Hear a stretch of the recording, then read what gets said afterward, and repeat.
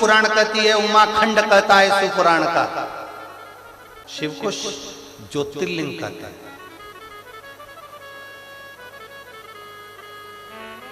अब किसी ने कहा कि गुरुजी उज्जैन में महाकाल है, उनको ज्योतिर्लिंग कहा। ओमकारेश्वर में भगवान ओमकारनाथ बैठे हैं, उनको ज्योतिर्लिंग कहा। केदारनाथ में केदारेश्वर बैठे हैं, उनको ज्योतिर्लिंग कहा। 12 ज्योतिर्लिंग में जो ज्योतिर्लिंग विराजमान है, भगवान के 12 लिंग जो विराजमान है, इन्हीं को ज्योतिर्लिंग नहीं कहते। यहां तक शास्त्र कहता है किसी मंदिर में, शिवालय में, देवालय में, आपके घर में, आपके बनाए हुए पार्थिव लिंग में, उसमें भी ज्योति रहती है, तो वो भी ज्योतिर्लिंग की गणना में आती है। उसमें भी ज्योति रहती है, वो भी ज्योतिर्लिंग की गणना में।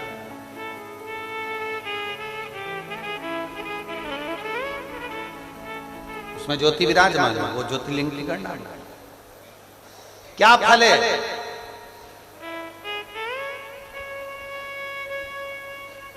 बारह ज्योतिर्लिंग में जितने संसार के शिवालय हैं, शंकर के मंदिर हैं, जितने शिवालय शंकर के मंदिर पूरे संसार में हैं, इसमें सबसे ज्यादा महत्वता किस बात किया जाता है? कभी किसी शिव जी के मंदिर में गए हो? जम के तो बोलो जरा। गए। शंकर जी के मन में प्रदोष की आरती, प्रदोष काल की आरती, शाम की आरती।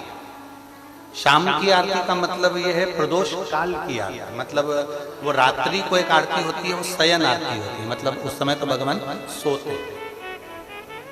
ये प्रदोष काल की जो आरती होती है, ये किसी किसी मंदिर में होती है, किसी किसी मंदिर में। तो शिव जी के मंदिर में चाहे वो भस्म आरती हो, काकड़ आरती हो, मंगला आरती हो, राजभोग आरती हो, दोपहर की कोई आरती हो, प्रदोष काल की आरती हो, शयन आरती हो, शिवालय में कभी मौका लगे, महीने 2 महीने में, 3 महीने में, हफ्ते में 1 बार 2 बार ऐसा नियम बनाओ कि मुझे अपने आसपास के शिवालय में, शंकर के मंदिर में जाकर मुझे भगवान शंकर की आरती का दर्शन करना है। उस दर्शन का क्या फल होता है? तो शिव महापुराण की कथा कहती है, जब हम भगवान शंकर की आरती उतरते समय, आरती जब ऊपर की ओर जाती है, उस आरती के ज्योत का जब हम दर्शन करते हैं, तो वो दर्शन मात्र से हमें 1000 कपिला गाय के दान का फल प्राप्त होगा। 1000 कपिला गौ माता के दान का फल हमें प्राप्त हो जाता है, जब शंकर के शिवलिंग की किसी भी शिवालय में, किसी भी देवालय में, कहीं पर, कहीं पर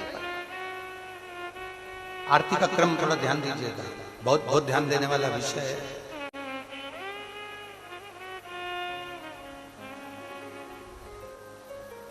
कभी मौका लग जाए, सारी दुनिया के लोग तुमसे कह रहे हैं तेरे घर में पितृदोष है, 1 रुपए कमाते हो, 1.25 रुपए खर्च होता है, मानसिक टेंशन बना रहता है। घर में एक व्यक्ति बीमार है, ठीक हुआ, दूसरा बीमार पड़ गया, दूसरा ठीक हुआ, तीसरा बीमार पड़ गया, तीसरा ठीक हुआ, चौथा बीमार पड़ गया, मतलब कहीं ना कहीं पितृ का भाव, पितृदोष का वर्णन। किसी ने कहा तुमसे कि तेरे यहाँ पितृदोष है, तूने ब्राह्मण को भोजन करा दिया, पिंडदान करा दिया, तर्पण करा दिया, तिलांजलि करा दी, गया जी का श्राद्ध कर दिया, हरिद्वार चली गई, वहां पिंडदान करवा दिया, ब्राह्मण भोज करवा दिया, तिथि पर भोजन करवा दिया, सब कुछ करवा के देते। अब एक काम और करके देख, एक काम और करके देख लो। जब तुम घर में भगवान शंकर की आरती, तुम्हारे घर में शंकर जी का शिवलिंग है, भले काय का भी हो, छोटा सा, भले सियोर का कंकर शंकर हो, नर्मदा का कंकर हो, चाहे शंकर पारक के हो, पीतल के हो, स्टील के हो, लकड़ी के हो, जिसके भी हो, लोहे के हो, पाषाण के हो, जिसके भी हो, शंकर का शिवलिंग अगर हमारे घर में है और आप रोज प्रतिदिन भगवान की आरती करते हो, प्रतिदिन, और आपको लग रहा है कि मेरे यहाँ तकलीफ चल रही है, ये ठीक ही नहीं हो रही, लगभग 1.5 महीना आप कम से कम 45 दिन डेढ़ एक महीने के करीब में ऐसा प्रयास करना कि भगवान की आरती शिवलिंग, शंकर भगवान के शिवलिंग की आरती करने के बाद उस दिए को भगवान के सामने मत रखो, उस दिए को उठाकर जहां तुम पानी का मटका रखते हो, हंडा रखते हो, जिससे तुम पानी पीते हो, तुम्हारे रसोई घर में जो पानी का मटका, हंडा, बाल्टी, आरओ का पानी जिस मटके में गिरता है, हंडे में गिरता है, जिसको हमारे यहाँ पितरों का स्थान कहते हैं,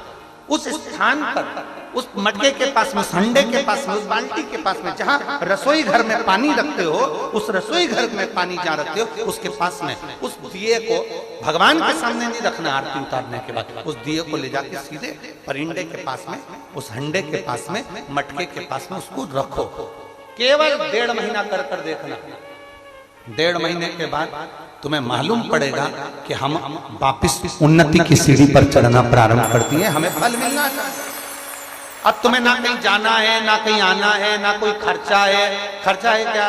ईमानदारी से बोलो, कोई तुम्हारा लाखों का रुपया लग गया क्या? रोज आरती करते हो रोज आरती। बस आरती का नियम बना लो कि हमको पितृदोष किसी ने बोला है, हमारे घर में अशांति है, पितृदोष है, कोई कह रहा है कि तुम्हारे घर में पितृदोष है, हमने सब कुछ करके देख लिया। अब हमें ये करना है कि महादेव की आरती जब होती है तो उसकी ज्योत का दर्शन करने पर 1000 कपिला गाय के दान का पुण्य मिलता है। तो ये पुण्य हम हमारे पितरों को देते हैं, जिससे उनकी मुक्ति हो जाए और हमें आशीर्वाद प्राप्त। उस दिए को नीचे नहीं रखना, आरती उतारने के बाद आरती पूरी हो जाए तब उस दिए को ले जाकर, जब आप ले जाकर उसको रखें तब उस स्थान पर रखें जहां पितरों का स्थान।